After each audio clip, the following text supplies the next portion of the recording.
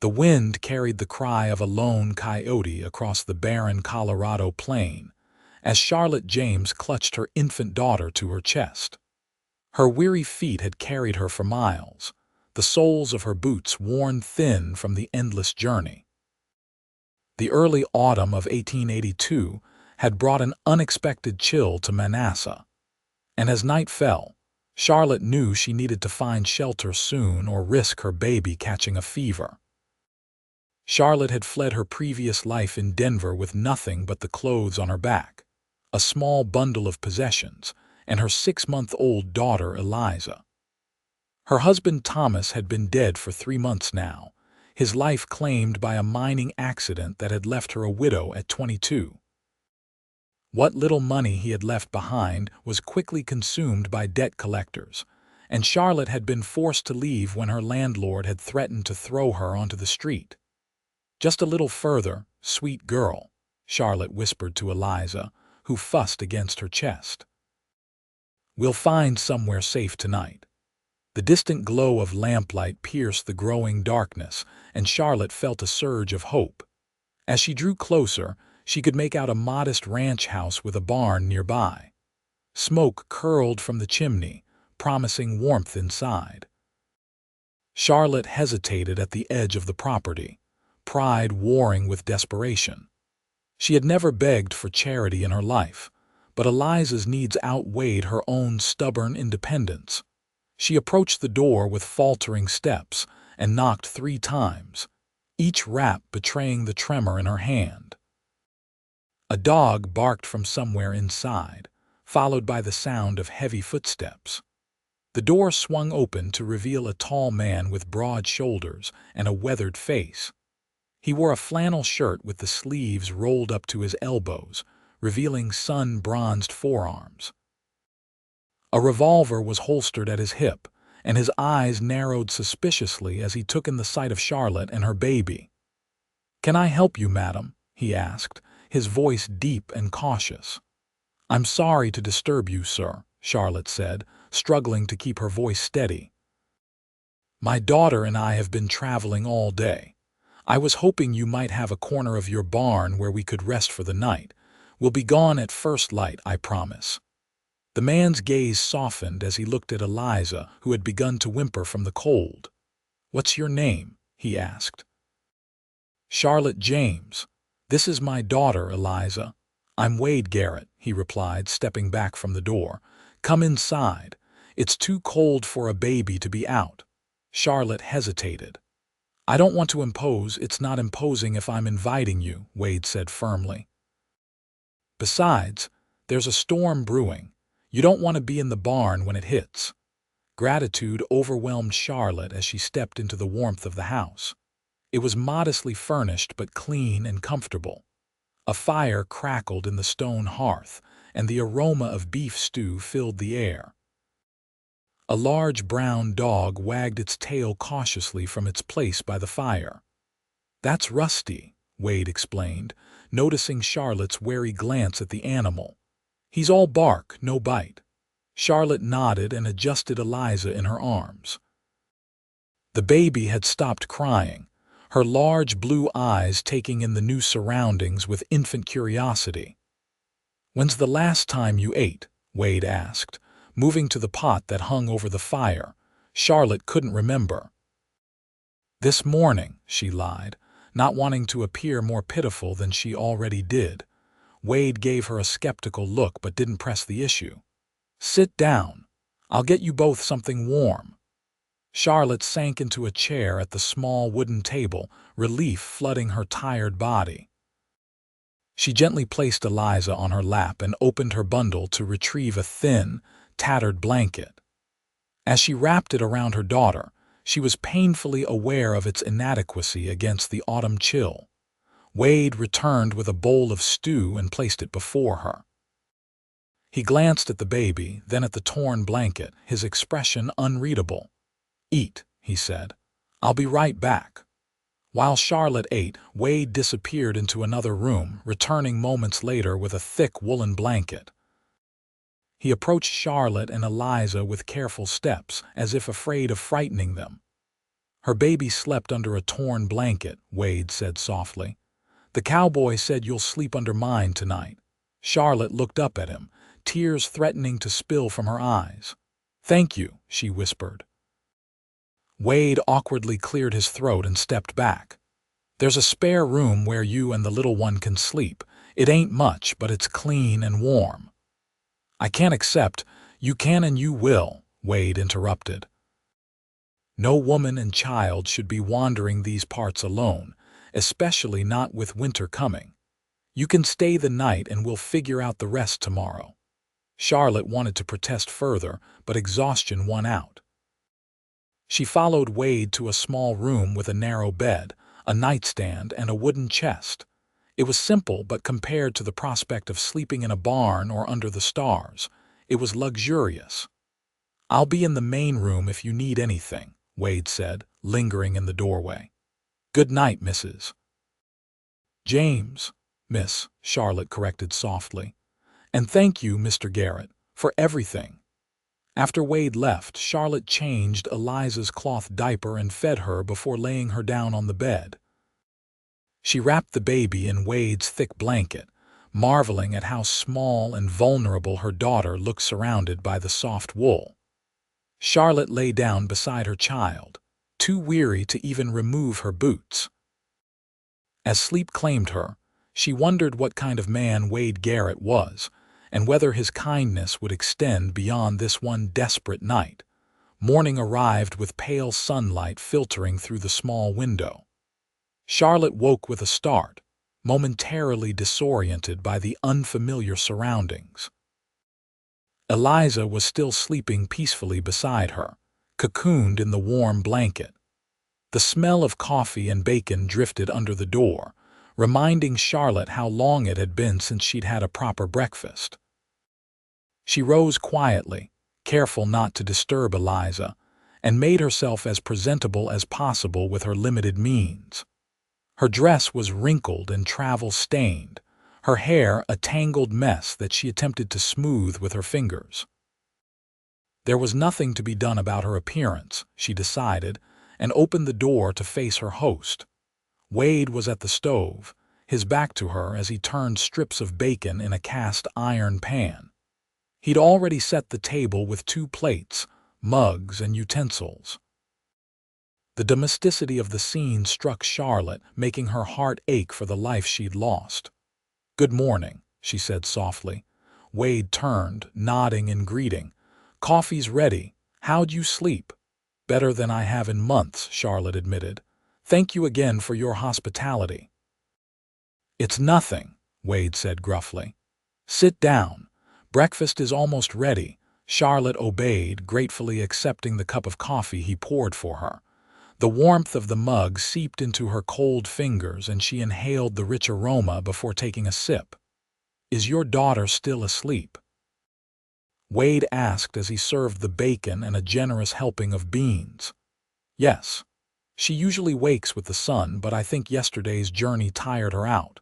Wade nodded, sitting down across from her. Where are you headed? Charlotte hesitated. The truth was, she had no destination in mind.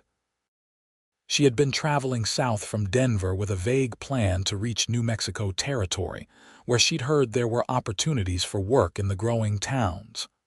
I'm not entirely sure, she admitted. I was thinking of continuing south. Alone, with a baby, Wade's brow furrowed. That's a dangerous path, Miss James. I don't have many choices, Mr. Garrett. Wade studied her for a moment, then said, I could use some help around the ranch. Nothing too strenuous. Cooking, cleaning, that sort of thing. I'd provide room and board for you and your daughter, plus a small wage. Charlotte stared at him, suspicion warring with hope. Why would you do that? You don't know me. I know you're a mother trying to do right by her child, Wade said simply. And I know what it's like to be alone in this world. Charlotte wanted to accept immediately, but caution held her back. What exactly would be expected of me? Like I said, cooking and cleaning. The place could use a woman's touch, Wade said, gesturing around the sparse but tidy room. I've got a small herd of cattle and a few horses to tend. The work keeps me outside most days. You'd have the house to yourself, and I'd never enter your room without permission." It seemed too good to be true, but Charlotte had nowhere else to go, and the prospect of shelter and steady meals for Eliza was too tempting to refuse. "I accept," she said finally, "but only until I can save enough to continue our journey." Wade nodded, seemingly satisfied. "That's fair. You can stay as long as you need." A small cry from the bedroom announced Eliza's awakening. Charlotte excused herself and went to tend to her daughter. As she changed and fed the baby, she marveled at the strange turn her life had taken. Yesterday, she had been homeless and desperate. Today, she had a roof over her head and the promise of work. When she returned to the main room with Eliza in her arms, Wade was cleaning up the breakfast dishes. He turned as they entered, his eyes lingering on the baby. "She has your eyes," he commented. Charlotte smiled. "Everyone says that, but I see her father in her smile." A shadow crossed Wade's face at the mention of Eliza's father, but he quickly masked it with a polite nod. "I need to tend to the livestock. Make yourself at home. There's a small vegetable garden out back if you want to pick something for lunch." After Wade left, Charlotte explored the house more thoroughly. It was a simple one-story structure with the main room combining kitchen and living space, 2 bedrooms, and a small pantry. Everything was functional rather than decorative, but there were touches that spoke of care: hand-carved wooden furniture, a quilt draped over the back of a rocking chair, bookshelves filled with well-worn volumes. Charlotte found a wash basin and heated water to bathe Eliza and herself. She washed their clothes as best she could and hung them to dry by the fire. In the pantry, she discovered a decent supply of staples: flour, sugar, coffee, beans, and preserved meats. She decided to bake bread as a small way of showing her gratitude. As she worked in the kitchen, Eliza played on a blanket spread on the floor nearby.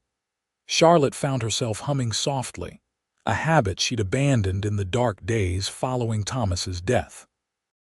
The simple act of preparing food in a warm kitchen, with her daughter safe and content, filled her with a sense of peace she hadn't felt in months. Wade returned at midday, stomping mud from his boots before entering.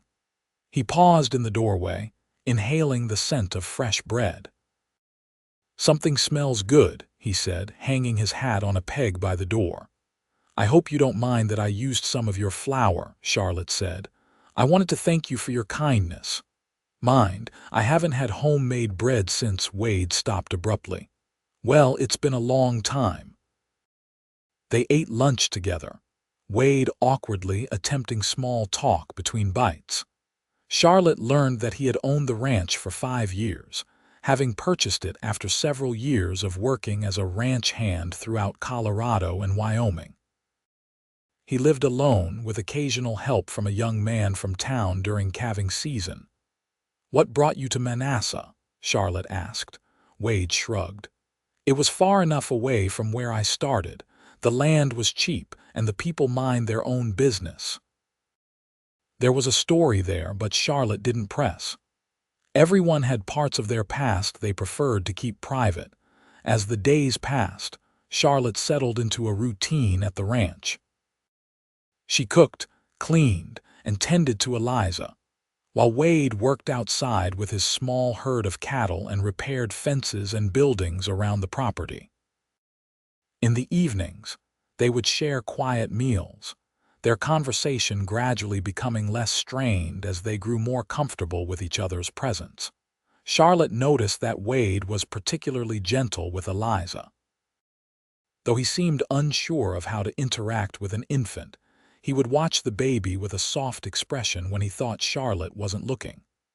Sometimes, he would offer a finger for Eliza to grasp, marveling at her tiny hand wrapped around his weathered digit. A week after Charlotte's arrival, Wade returned from town with supplies and a surprise: a wooden cradle that he placed awkwardly by the fire. "Thought the little one might sleep better in this," he muttered, avoiding Charlotte's gaze. Charlotte ran her hand over the smooth wood. "Did you make this?" "No," Wade admitted. "Bought it from the carpenter in town. His wife just had their fourth and they don't need it anymore." "It's wonderful," Charlotte said sincerely. "Thank you."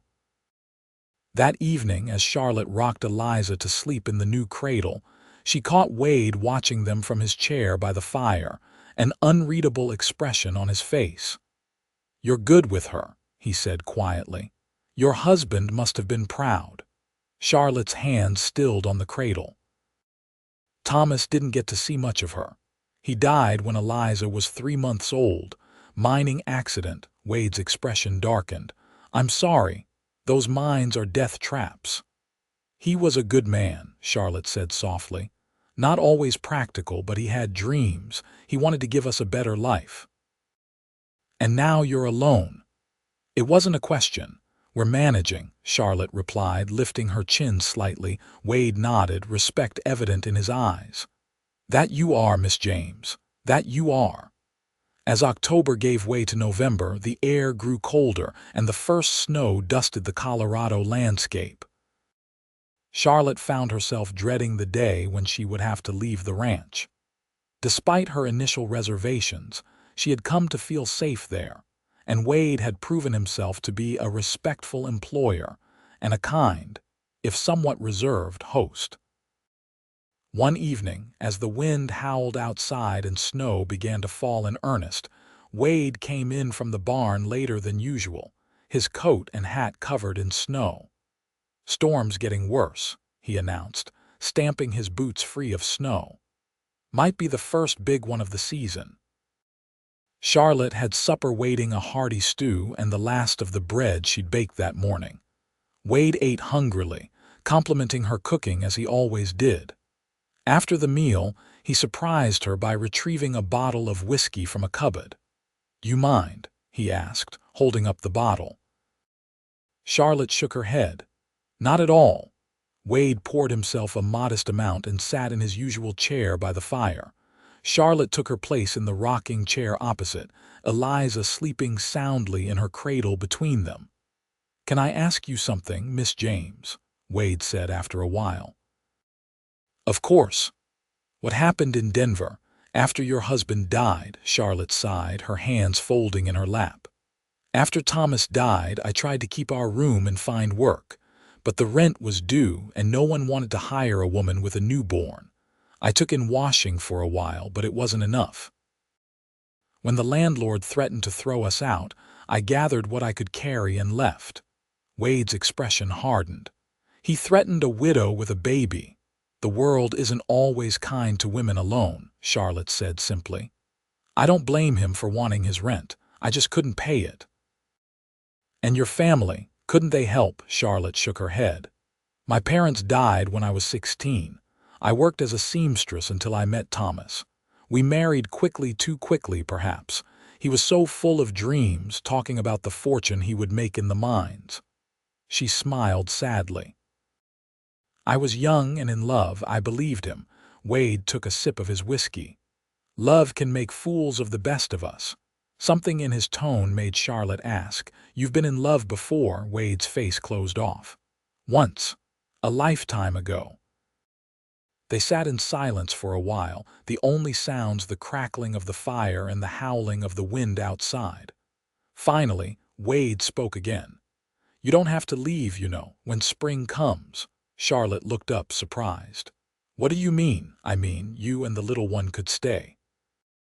The arrangement seems to be working well enough. The house hasn't been this clean in years and I haven't eaten this good since." He stopped, then continued, "Well, in a long time." "That's very kind of you, but it's not kindness," Wade interrupted. "It's practical. I need the help, and you need a place to stay. Simple as that." But it wasn't simple, and they both knew it. Charlotte had noticed the way Wade sometimes looked at her when he thought she wasn't aware, a mixture of admiration and something deeper that made her heart beat faster. And she couldn't deny that she had grown to appreciate his steady presence, his quiet strength, and the gentle way he treated Eliza. "I'll think about it," Charlotte promised. The next morning, Charlotte woke to find the world transformed. Snow covered everything in sight, pristine white blankets draping the land as far as the eye could see. Wade was already outside, clearing a path to the barn where the animals needed tending. Charlotte prepared breakfast and watched through the window as Wade moved through the snow, his broad shoulders working steadily as he shoveled. There was something comforting about his methodical movements, the way he approached each task with quiet determination. When he returned, snow clung to his beard and hat, melting quickly in the warmth of the house. Charlotte handed him a cup of hot coffee, which he accepted gratefully. "Animals are all fed and watered," he reported, "but we're snowed in proper. No getting to town for a few days at least." "Do we have enough supplies?" Charlotte asked, concerned. Wade nodded. "Plenty. I always stock up before winter hits. We won't go hungry." The storm continued throughout the day, confining them to the house. Charlotte kept busy with household tasks and caring for Eliza, while Wade worked on mending tack and tools that needed repair.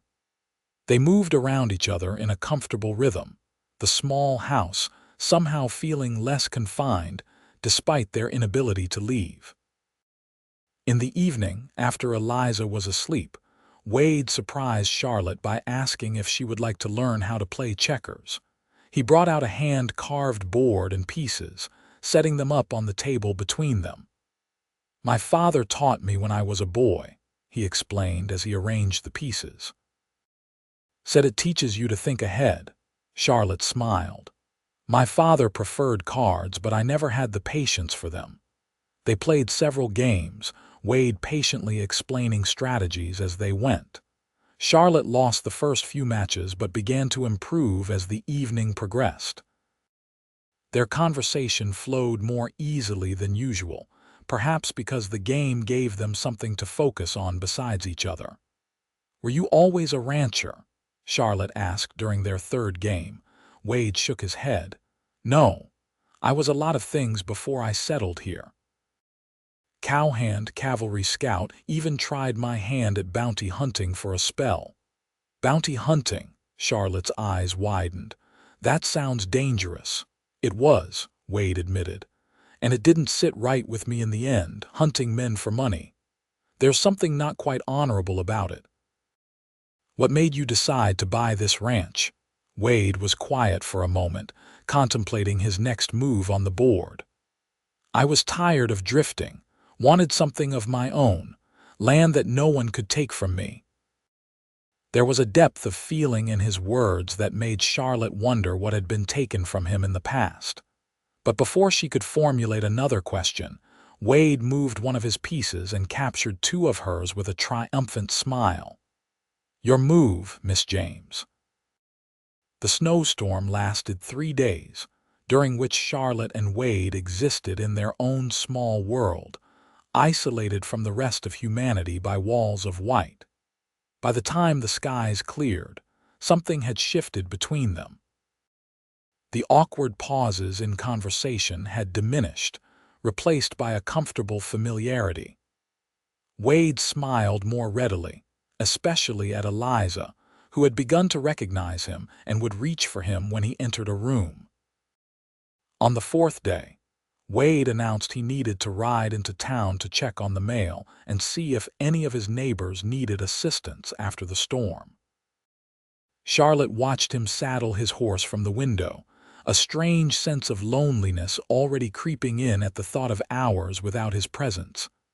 "I'll be back before dark," Wade promised as he mounted his horse. "Keep the fire going." While he was gone, Charlotte decided to explore the trunk at the foot of Wade's bed, where she kept the cleaning supplies. She had never opened it before, respecting his privacy, but now she needed to find more soap for washing the floors. Inside, beneath a folded quilt, she found a woman's dress, a simple blue cotton garment, carefully preserved. Alongside it was a small wooden box containing a wedding ring and a daguerreotype of a young woman with a serious expression. her hair arranged in the fashion of at least 15 years earlier. Charlotte quickly closed the trunk, feeling like an intruder. When Wade returned that evening, she made no mention of her discovery, but she found herself watching him more closely, wondering about the woman in the photograph and what she had meant to him. December arrived, bringing with it preparations for Christmas. Charlotte had little hope of purchasing gifts for Eliza, but she had been secretly working on a new shirt for Wade, pieced together from fabric she'd found in the pantry. One afternoon, while Eliza napped, Charlotte was working on the shirt when Wade entered unexpectedly. She hastily tried to hide the garment, but he had already seen it. "What's that?" he asked, coming closer. Charlotte sighed and held up the partially completed shirt. "It was supposed to be a surprise for Christmas, a small thank you for everything you've done for us." Wade stared at the shirt, then at Charlotte, his expression unreadable. "You don't need to thank me." "I want to," Charlotte insisted. "You've given us a home when we had nowhere to go. You've been kind to Eliza." Wade's jaw tightened. "Kindness doesn't need payment." "It's not payment," Charlotte said softly. "It's gratitude. There's a difference." Wade nodded stiffly and turned to leave, but paused in the doorway. "I'm riding into town tomorrow. Is there anything you need?" Charlotte thought of the approaching holiday. "Some candy for Eliza's stocking, perhaps. I know she's too young to understand Christmas, but I'd like to start traditions now." "I'll see what I can find," Wade promised before stepping outside. The next day, Wade returned from town with not only candy but also a small wooden horse for Eliza and a bolt of deep green fabric for Charlotte. "For a new dress," he explained gruffly as he handed it to her. "Thought you might like something festive for the holiday." Charlotte ran her fingers over the fine wool, touched by the thoughtfulness of the gift. "It's beautiful, thank you." Wade shrugged, clearly uncomfortable with her gratitude. "Mrs. Peterson at the general store helped me choose it, said it would match your eyes." Charlotte looked up, surprised that he had noticed the color of her eyes. Wade quickly turned away, busying himself with removing his coat and boots. In the days leading up to Christmas, Charlotte worked on both Wade's shirt and her new dress whenever she had a spare moment. The green wool was the finest material she'd had in years, and she took extra care with every stitch, determined to do justice to Wade's generous gift. On Christmas Eve, after a dinner of roast rabbit and potatoes, Wade and Charlotte sat by the fire while Eliza played on a blanket between them. Outside, snow fell gently, adding to the blanket already covering the ground. "I have something for you," Wade said suddenly, reaching into his pocket. "Wasn't sure when to give it to you, but—" He handed Charlotte a small package wrapped in brown paper. Inside was a silver locket on a delicate chain. Charlotte gasped as she opened it to find it empty, waiting for a memento to be placed inside. "It's beautiful," she whispered, running her thumb over the engraved surface. "Thought you might want to put a lock of Eliza's hair in it," Wade suggested. "Or maybe someday a small portrait of her." Charlotte's throat tightened with emotion. "Would you help me put it on?" Wade nodded, taking the necklace from her outstretched hand. Charlotte turned and lifted her hair, exposing the back of her neck. She felt his calloused fingers brush against her skin as he fastened the clasp, sending an unexpected shiver down her spine. "Thank you," she said softly as she turned back to face him. "I have something for you too." She retrieved the shirt she had made, now finished and wrapped in a piece of clean flour sacking. Wade unwrapped it carefully, his expression softening as he held up the garment. "You made this for me?" Charlotte nodded. "Do you like it?" Wade ran his hand over the careful stitching. "No one's made me clothes since my mother died. It's perfect. Thank you." The way he looked at her then made Charlotte's heart skip a beat. There was a warmth in his gaze that had nothing to do with the fire blazing in the hearth. On Christmas morning, Charlotte dressed Eliza in her cleanest gown and put on her new green dress. The wool was warm against the winter chill, and when she looked at her reflection in the small mirror in her room, she hardly recognized the woman staring back at her. Months of regular meals and hard work had filled out her once gaunt cheeks, and there was a healthy glow to her skin that had been absent during her desperate days in Denver. When she emerged from her room with Eliza in her arms, Wade was by the fire, already dressed in the shirt she had made for him. He turned as she entered, and for a moment he simply stared, his expression one of quiet wonder. "You look," he began, then cleared his throat. "The dress suits you." Charlotte smiled, pleased by his reaction. "And the shirt fits you well." They exchanged shy smiles before Wade remembered himself and gestured to the table, where he had laid out a special breakfast flapjacks with preserved berries and the last of the summer honey. After breakfast, Wade presented Eliza with the wooden horse he had carved, which the baby immediately tried to put in her mouth.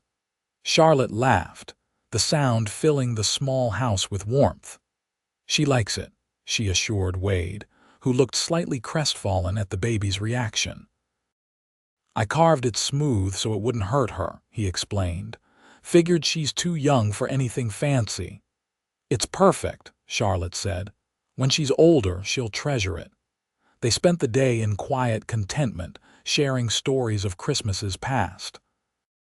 Wade spoke little of his own memories, but he listened intently as Charlotte described the holidays of her childhood, the simple traditions, the carols sung around the piano, the modest gifts exchanged. As dusk fell, Wade built up the fire and brought out a bottle of blackberry wine he had been saving for a special occasion. "Not as fine as what they serve in Denver," he apologized as he poured 2 glasses, "but it's sweet." Charlotte took a sip, the fruity flavor bursting on her tongue. "It's delicious. Did you make it?" Wade nodded. "There's a patch of wild blackberries by the creek. I pick them every summer." They sat in companionable silence, sipping their wine and watching the flames dance in the fireplace. Eliza had long since fallen asleep in her cradle, her tiny chest rising and falling with each breath. "This has been the nicest Christmas I can remember," Charlotte admitted softly. Wade glanced at her, his expression gentle. "For me too." Their eyes met and held, and Charlotte felt something shift in the air between them. Wade set down his glass and leaned forward slightly, hesitation clear in his movements. "Charlotte," he said, the first time he had used her given name, "I don't have much to offer a woman like you. This ranch is small, the work is hard, and I'm not good with words, but I want you to know that you and Eliza are welcome here for as long as you want to stay, not just as help around the house, but as—" He trailed off, struggling to find the right words. Charlotte's heart pounded in her chest. "As what, Wade?" "As family," he finished quietly. "If that's something you might want someday." The word hung in the air between them, heavy with meaning. Charlotte thought of the months she had spent at the ranch, of the quiet strength Wade had shown day after day, of the gentle way he treated Eliza, and of the growing feelings she had tried to ignore. "I think," she said carefully, "that might be something I would want very much. Someday." Wade's face brightened with hope, and he reached across the space between them to take her hand in his. His touch was warm and reassuring, his calloused palm a reminder of the hard work he did every day to maintain the life he had built. "I'm not asking for any promises," he assured her. Just a chance to show you that I can be a good man, for both of you." Charlotte squeezed his hand. "You already have shown us that, Wade, every day since we arrived." As winter deepened, so did the connection between Charlotte and Wade. They moved carefully around their growing feelings, neither wanting to rush what was developing between them. Wade began to take more time to teach Charlotte about the ranch, how to care for the livestock, how to predict the weather by watching the sky. how to maintain the tools and equipment essential for their survival. In turn, Charlotte shared her knowledge of herbs and home remedies, skills she had learned from her mother. She planted a small indoor garden of medicinal herbs in clay pots by the sunniest window, explaining to Wade the properties of each plant as they grew.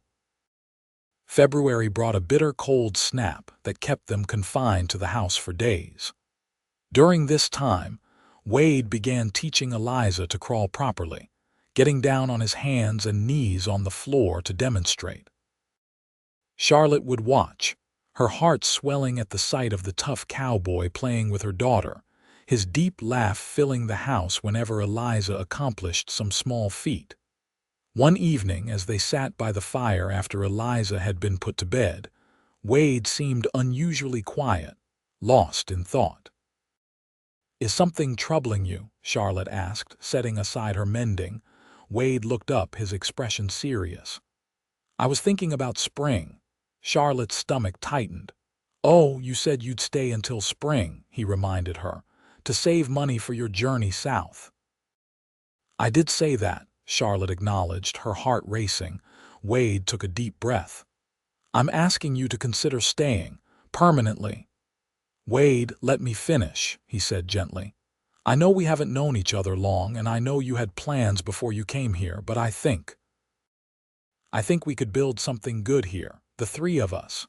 Charlotte was quiet for a long moment, considering his words. "The woman whose dress is in your trunk," she said finally.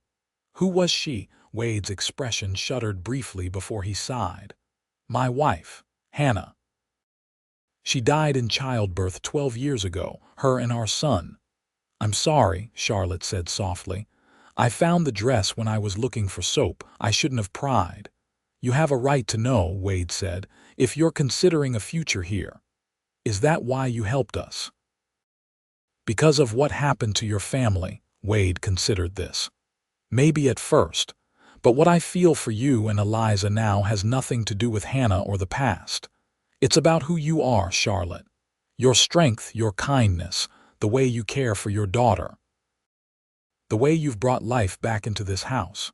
Charlotte's eyes filled with tears. "I was so lost when I came here, so scared for Eliza's future. You gave us shelter when we had none. And you gave me purpose again," Wade said quietly.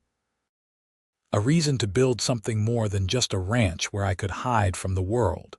Charlotte rose from her chair and moved to sit beside Wade on the small sofa. Tentatively, she placed her hand over his. "I don't want to leave when spring comes. This feels like home now. You feel like home." Wade turned his hand to clasp hers. "Charlotte, I'm not asking for any declarations of love. I know it's too soon for that. But I am asking if you'll consider staying, letting what's between us grow naturally." Charlotte looked into his eyes, seeing the hope and vulnerability there. "I will stay," she said, "and we will see where this journey leads us." The relief and joy that spread across Wade's face made Charlotte's heart swell. Slowly, giving her every opportunity to pull away, he leaned forward and pressed his lips to hers in a gentle, questioning kiss. Charlotte responded, her free hand coming up to rest on his shoulder as the kiss deepened slightly before they both pulled back, a little breathless. "I've wanted to do that for months," Wade admitted with a small smile. Charlotte felt a blush warm her cheeks. "I'm glad you finally did." Spring arrived with a riot of wildflowers and the birth of new calves. Wade's small herd had grown over the winter, and he spent long days in the fields, ensuring the young animals thrived. Charlotte had taken over the management of the vegetable garden, expanding it to include more varieties of produce that would see them through the next winter. Eliza had begun walking, tottering unsteadily around the house and yard under the watchful eyes of both adults. Her first steps had been toward Wade, a moment that had brought unexpected tears to the cowboy's eyes. She had grown attached to him, calling him Way in her baby voice and lifting her arms to be held whenever he entered a room. One warm evening in April, Wade returned from town with news that would change their lives. A letter had arrived from the land office in Denver, informing him that his application to expand his ranch had been approved. The neighboring property, abandoned for years, would now be part of the Garrett Ranch. "It's another 100 acres," Wade explained excitedly as they sat on the porch after supper, watching the sunset. "Good grazing land with a creek running through it. And there's a small cabin that could be fixed up."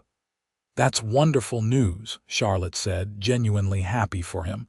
"You've worked so hard for this." Wade took her hand, his expression turning serious. "I didn't just do it for me, Charlotte. I did it for us, for our future." Charlotte's breath caught at the implication of his words. "Our future," Wade nodded. "I've been thinking about this for a while now. These past months with you and Eliza, they've been the happiest of my life. I know we agreed to let things develop naturally, but I can't imagine my life without you both in it anymore." He reached into his pocket and withdrew a small object, holding it out to Charlotte. It was a ring, a simple gold band with a small pearl set in the center. "I'm not eloquent, and I don't have much beyond this land and what we've built here. But I love you, Charlotte. I love Eliza as if she were my own, and I'm asking if you'll be my wife." Charlotte stared at the ring, tears welling in her eyes. "Wade, you don't have to answer now," he said quickly. "I know it's sudden, and I understand if you need time to—" "Yes," Charlotte interrupted, her voice firm despite her tears. "Yes, I'll marry you." Wade's expression transformed, joy erasing the worry lines from his face. He slipped the ring onto her finger with slightly trembling hands, then pulled her into his arms for a kiss that conveyed all the love and hope he felt for their future. When they finally separated, Charlotte rested her head on his shoulder, her hand splayed across his chest where she could feel the steady beat of his heart. "I love you," she whispered. "I didn't expect to find love again, especially not like this, but I do love you, Wade Garrett." Wade tightened his arms around her. "We'll make a good life here, the three of us. I promise you that." They were married 2 weeks later in the small church in Manassas. The ceremony was simple, attended by the handful of neighbors Wade had grown friendly with over the years, and the townspeople who had come to know Charlotte during her visits to town with Wade. Eliza, dressed in a new white gown Charlotte had sewn for the occasion, sat contentedly in the arms of Mrs. Peterson from the general store, occasionally babbling happily during the service. Charlotte wore her green Christmas dress, adorned with fresh wildflowers in her hair. Wade had purchased a new suit for the occasion, looking uncomfortable but handsome in the formal attire. When they spoke their vows, his voice was steady and sure, his eyes never leaving Charlotte's face. After the ceremony, they hosted a small celebration at the ranch, with tables set up in the yard and food prepared by the neighboring women who had taken a liking to Charlotte. As the sun began to set, Wade took Charlotte's hand and led her away from the festivities to a quiet spot near the creek that marked the boundary of their expanded property. "I have something to show you," he said, guiding her along a newly cleared path. "I've been working on it whenever I could spare the time." They emerged into a small clearing where the cabin Wade had mentioned stood, but it was no longer the abandoned structure he had described. The roof had been repaired, the walls mended, and a small porch added to the front. Through the open door, Charlotte could see freshly whitewashed walls and new furniture, a table with chairs, a rocking chair by the fireplace, and a large bed with a colorful quilt. "Wade," Charlotte breathed, "when did you do all this?" "I've been working on it since I got the letter about the land," he admitted. "I wanted it to be a surprise, a place for us to start our life together with a bit more space than the main house." Charlotte walked through the cabin, marveling at the care Wade had put into every detail. There was a smaller bedroom off the main room, already furnished with a cradle for Eliza and a small chest for her clothes and toys. "It's perfect," Charlotte said, turning to embrace her new husband. "Absolutely perfect." Wade's arms came around her, holding her close. "I want to give you everything, Charlotte, everything I never thought I'd have again." Charlotte looked up at him, her heart full. "You already have. A home, a family, a future. What more could I ask for?" They returned to their guests hand in hand, their happiness evident to all who saw them. As the evening progressed and the celebration wound down, Wade took Eliza from Mrs. Peterson and held her close, whispering promises in her ear that made the baby giggle and pat his face with her small hands. Charlotte watched them, her heart overflowing with love for the family they had become. From desperate beginnings, a torn blanket, a cold night, and the kindness of a stranger, they had built something beautiful and lasting. That night, after their guests had departed and Eliza was asleep in her new room, Charlotte and Wade stood on the porch of their cabin, looking up at the star-filled Colorado sky. "You remember what you said to me that first night?" Charlotte asked, leaning against Wade's solid presence. Wade smiled, wrapping an arm around her shoulders. "I said a lot of things that night, most of them probably foolish." Charlotte shook her head. "You said her baby slept under a torn blanket. The cowboy said you'll sleep under mine tonight. It was the moment I first felt safe after so long." Wade turned to face her, his expression tender in the moonlight. "And now you'll sleep under my blankets for all the nights to come." "All the nights to come," Charlotte agreed, rising on her toes to kiss him, sealing the promise between them. As the years passed, the Garrett ranch prospered. Wade's careful management and Charlotte's practical support turned their modest holdings into one of the most successful operations in the county. They added to their herd each year, and Wade's reputation for fair dealing and quality stock spread throughout Colorado territory. Eliza grew into a strong, spirited girl with her mother's green eyes and a love for the ranch that matched Wade's own.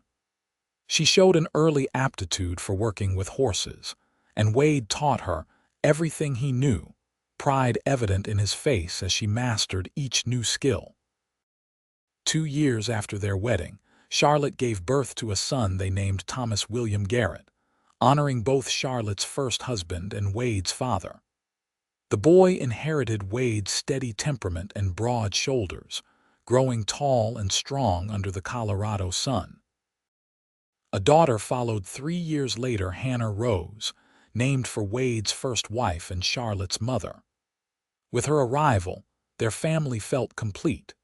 The small cabin where they had started their married life expanded over the years, with rooms added as their family grew. The original ranch house became a bunkhouse for the hired hands they now employed during the busiest seasons. Wade built a larger barn and corral for the horses they began breeding as a sideline to their cattle operation. Charlotte never forgot the desperation that had brought her to Wade's door that autumn night long ago. Once they were established, she convinced Wade to set aside a portion of their profits each year to help widows and orphans in the county. They became known for their generosity, offering work to those down on their luck and shelter to those in need. On their 10th wedding anniversary, Wade surprised Charlotte with a new locket to replace the one he had given her that first Christmas, this one large enough to hold miniature portraits of all 4 children, including Eliza, whom Wade had legally adopted soon after their marriage. "Do you ever regret it?" Wade asked as they sat on their porch that evening, watching their children play in the yard. "Staying here instead of continuing south as you'd planned?" Charlotte leaned against his shoulder, her hand finding his with the ease of long familiarity. "Not for a single moment. This was always where I was meant to be. I just didn't know it until I found you." Wade brought her hand to his lips, pressing a kiss to her palm.